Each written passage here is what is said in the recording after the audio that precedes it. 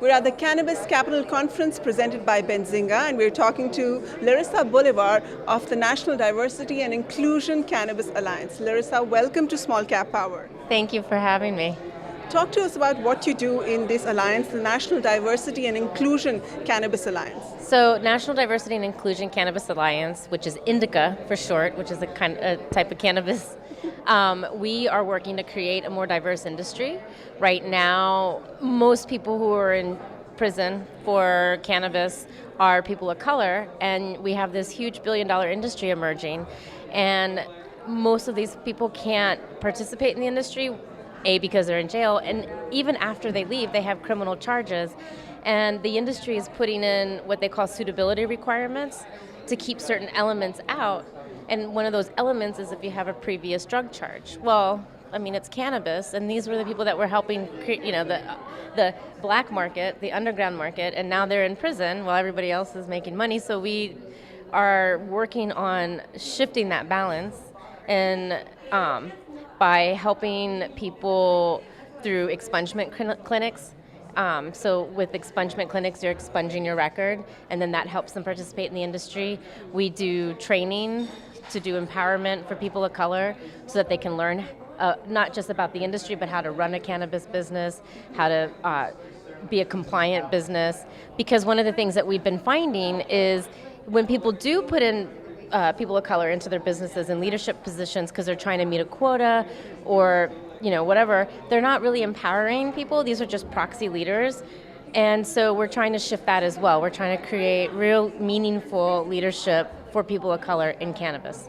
So in the run-up to legalization of recreational cannabis, while we're talking about tying up the finances, fixing the regulatory system, you're saying that fixing the social justice aspect of this industry is more important. I think so. I'm a capitalist myself, and I like making money, I'm not going to lie.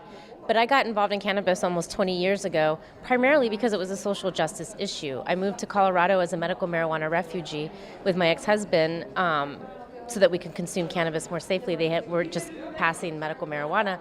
And I noticed that outside of the people that were in jail, which predominantly people of color, I also noticed that because it was medical marijuana, that a lot of people who were using medical marijuana had no money, they had no family, their friends have abandoned them, and I didn't realize that you could lose so much from an illness.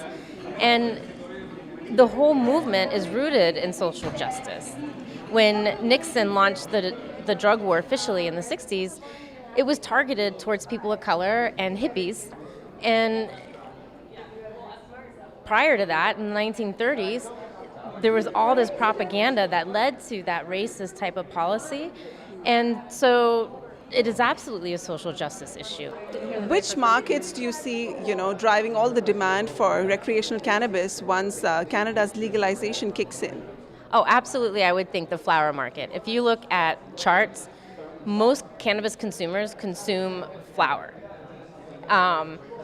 Much to, the chagrin of a lot of people. They look down at smoking, but that's how consumers like it. And then followed by concentrates, followed by edibles, because that's just how it works out.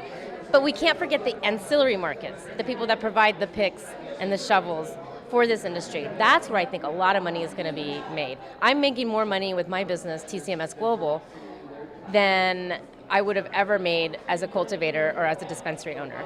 And I actually was a licensed cultivator, and I surrendered my license because it's so expensive to operate a cannabis business. I'd rather do the consulting side. So the ancillary market, marketing, consulting, accounting, these companies are going to be emerging to be, providing a lot of the market share. Okay. Larisa, thank you for your time. Thank you.